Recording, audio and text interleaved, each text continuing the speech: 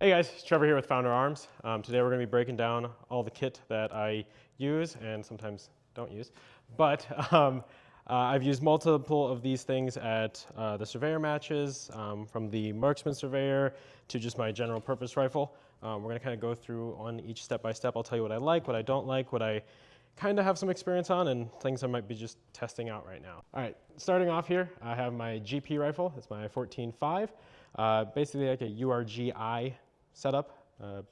Starting off at the top, we have my RC2 by Surefire. First suppressor I ever bought. I did wait the full 9 months for it. Obviously things are shipping a lot quicker now, but this one was probably the longest waited purchase I ever made. And then now I don't really like shooting suppressors much anymore because I get gas to the face because I shoot left-handed. Great suppressor either way. I do have a pretty big dent in it from it falling off of a table and crashing into the ground, but obviously it's a Surefire, so it's one of the best built suppressors ever made. On the side here, just a regular Surefire Turbo scout light on a Unity button, and then obviously our Somo gear. So not real, airsoft laser. It works pretty well, holds zero, fantastic, honestly. Not the most durable. Pretty much every time I use this, another piece of it breaks off. None of the covers can go on because the little posts break off. It has fallen off once, but it did return zero, so I'm going to take that as a win for what uses I have for. I have it on LMT Mars lower. I use the controls pretty much. All right, sorry here. I am left-handed or wrong-handed, as everyone says, so all these little controls and stuff, being able to use that and kind of train and operate my rifle the same way relatively that other people do helps out a lot. The optic, EOTech EXPS3 with a just standard G33 magnifier. This is the 2-dot, the 2-dot donut. I've liked it a lot. It helps me with, if this is going to be my main rifle, giving some point of reference for distances way farther out. So I zero at 50, I got my 50, 200, and then that second dot with a 14.5 does seem to be right around almost exactly that 500 mark for me. So I've really liked that. Just our standard, this is B5 Bravo stock, I think it is. I forget. On the side here, I do have, this is kind of the cloner in me a little bit. This is just a Garmin Fortrex 401. I got it from a friend, and I don't know why it's on there. I don't know how to use it, but it looks cool. Sling I have on here is the Sierra Tac. Yep, I don't know if they make this one anymore. I just thought it looked cool, woodland. Yeah, I don't know. Slings, I feel like I'm always changing around. It's been pretty good. I don't plan on upgrading this or changing it in any way at this point, but yeah, that's probably my favorite rifle. Criterion Core barrel. Pretty awesome. All right, now with that out of the way, we're going to look at my SPR. This is the first AR-15 I ever built. Heavy ballistic advantage barrel, 16-inch. I do have a Athlon Ares 1-10 on it. I got it for a really good deal. It works out really well, pretty much everything I would want. You know, quick change turrets, illumination. Honestly, the illumination isn't the best, but pretty decent glass for what it is, and it works out for the marksman matches and pretty much everything I need. Harris bipod, I do have the newest little addition here, is this thing from Sun and Shadow. I forget what they call it, but basically it allows me to quick deploy without having to do like a rip down on a piece of paracord. I've really liked a lot of stuff from them. They just have some really innovative little gadgets, so it just goes out like that without having to like monkey with a little tab or ball or anything that hangs off the end of there. On here too, I do have my RH25 thermal. It is a V2 version for those who care. It is a really cool piece of kit. I have tried to hunt coyotes with it about 3 times, and I have never shot a coyote. So I'm going to keep on trying, but it is a really cool piece of kit to have and be able to use and show other people too, because thermal is really awesome. The lower is a Silencer Co. lower. So this is the first ambi lower I built. Big, massive jump for me to be able to have some kind of ambidextrous controls for the bolt catch and being able to drop my mag without having to punch my thumb on the side or whatever. Before I was just using a lot of arrow uppers or arrow lowers and getting all these weird little controls from different companies, and this has been a really awesome lower for the cost, though I did upgrade to the Mars later. This is still pretty great. I have a Faro Concepts Slingster, another awesome sling. I don't think anyone really has any problems with that. It works good for me. This is a little bit more padded than my other one just because this is a pretty heavy rifle. The barrel profile is not the best, but it does hold accuracy pretty decently. The stock here is a just random one I had lying around, I'll be honest. It's a Magpul STR, I think it is. Yeah. And then Armor up top on a Reptilia mount. That's pretty much it. Surefire turbo, no switches or anything like that, just pretty basic setup.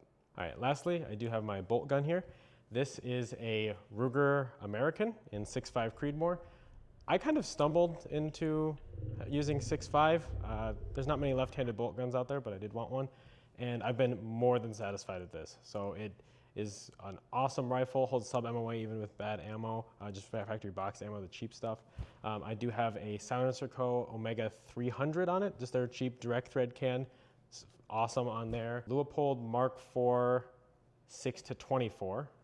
That probably doesn't track well. Thank you, Samuel. I have an MTD field stock. That has been a game changer because the Ruger mags that it comes with are terrible. So this allows me to use AICS mags. It does not use Magpul AI mags, just so you know. Don't go to and buy like 5 of them and then get them stuck in the gun and they don't come out or feed, and then you have to return a bunch of magazines. I also have a 2Vets Recon V2, I think it is, bought from a buddy for a really good price. Simple Arca ball head. It works pretty decently. It's a tripod, it's light, looks cool. Stickers on it. I didn't put them on there. All right, next moving on to pistols. I have my Glock 19 Gen 5 here. I have done a lot of stuff to this gun. Pretty simple setup, honestly. Just a TLR1 from Streamlight, RMR Type 2. This is the 1 MOA version, I think it is. I did just recently put in the raised and extended slide catch from Primatia, something like that. Used to be CAGWorks, but haven't used it a ton. I'm gonna see how it works out. The stipple job on this is really, really awesome. So I do carry every day at work, not for my job, but I do carry every day, and that's really awesome. What's not awesome is my shirt getting all torn up. So I did want to stipple this, and my buddy Austin with VP Frameworks made an awesome texture here that has good grip, but doesn't just destroy shirts. So he did the glove cut on here, the whole stipple job. Obviously, you got gas pedals on here too, and it's been a really awesome gun. I do have it in a T-Rex Arms sidecar. I think this is a little bit older version. I do have a tourniquet that I carry on here too. I just figured I'll probably use that before I need another mag here. I do carry a spare mag, usually in my back pocket or my backpack, but I really like the idea of having a tourniquet right there on the side, ready to go, because if you can make holes, you should be able to plug holes and stop bleeding. So along with my Glock 19, I do also have a Glock 17 Gen 5. I bought this because when they started to discontinue the Glock 17 Gen 5, I just really want to get my hands on one. It's a classic pistol. I don't really like the 34 too much. It just seems a little long, but I got my hands on one from a friend, and I have a Acro P2 on it, X300, again, pretty standard setup. I don't carry this gun. It does go on my Safariland here, and it's usually what I'm using at most matches. I'm using a Handle-It grip on here right now, just testing it out. I haven't gotten it stippled yet. I don't know if I want to. It just a plain Glock 17 kind of has a charm to it that I really, really like. Yeah, that's the Glock 17. Next, I'm going to go over my belt setup. I have a Agilite Magnetics belt. It's been a pretty awesome belt compared to my first. I did break that one pretty quickly, but this has held up really, really well. The hook and loop doesn't get like frayed or start to degrade over time. It's been really, really durable. The magnet system in this is not as useful as I thought it would be. A lot of times I need to kind of mess with the inner belt still. I didn't think I was gonna have to do that, something you just don't think about when you first buy it. Either way, it's been a really awesome belt. Holds up. I do really like the system they have here where it kind of interlaces into itself to make sure it's stiff all around and has MOLLE all the way around the front as well. Safariland 6390, like I said. The S-Tac carriers, the Kiwis, depending on how you want to pronounce it. They've been really awesome. I think I might try out something a little bit different in the future here. Going around to the back, I do have my med kit on here, just a T-Rex Med C1, something like that. Again, pretty awesome, pretty standard setup as far as the belt goes.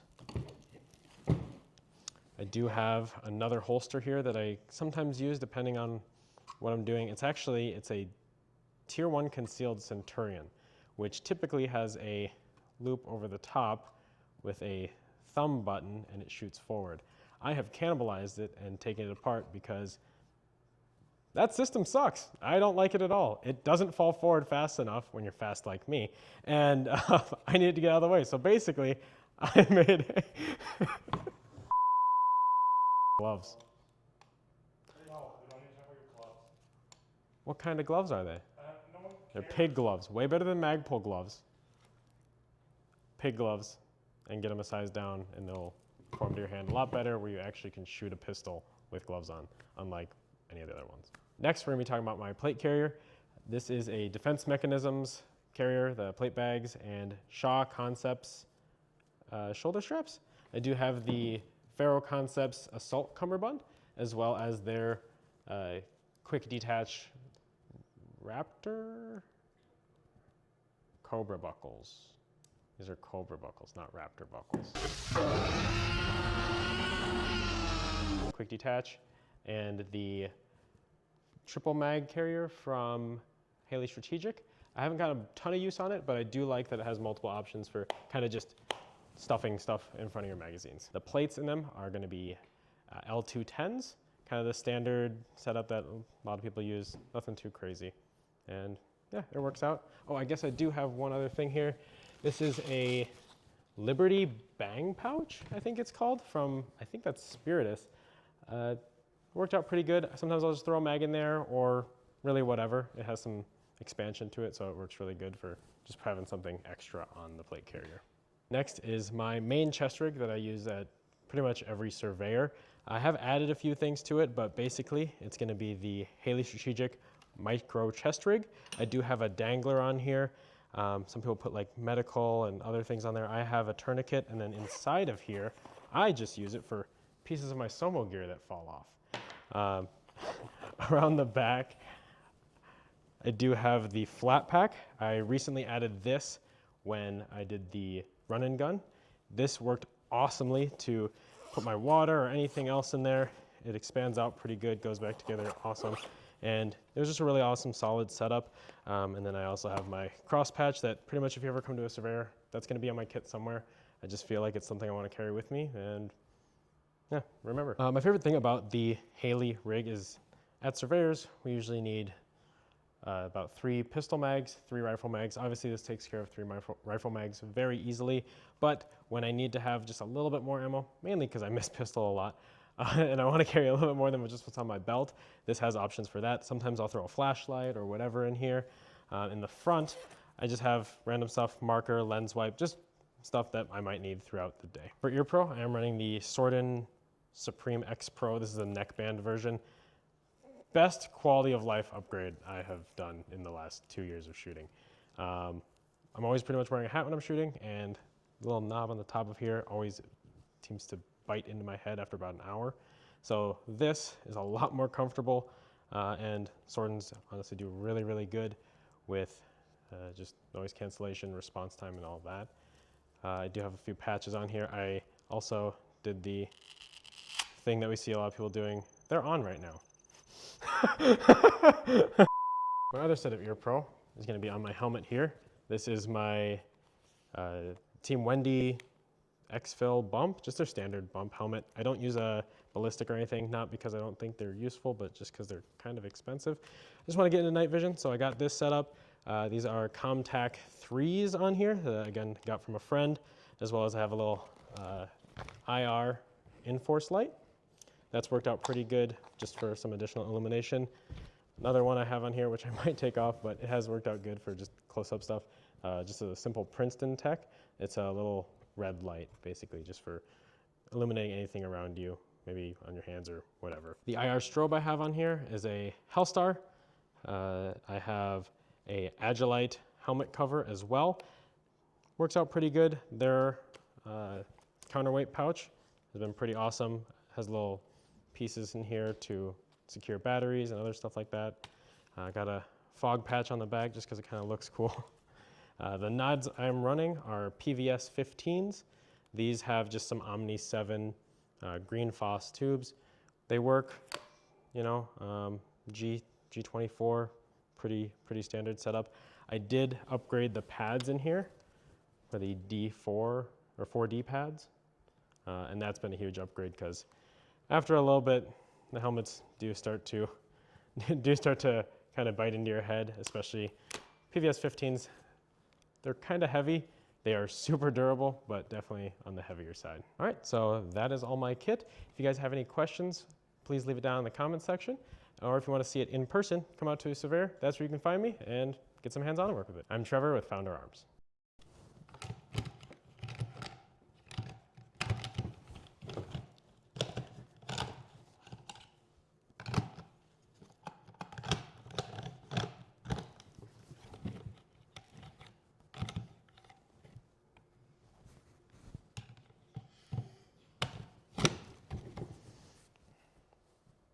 Punch it out the door.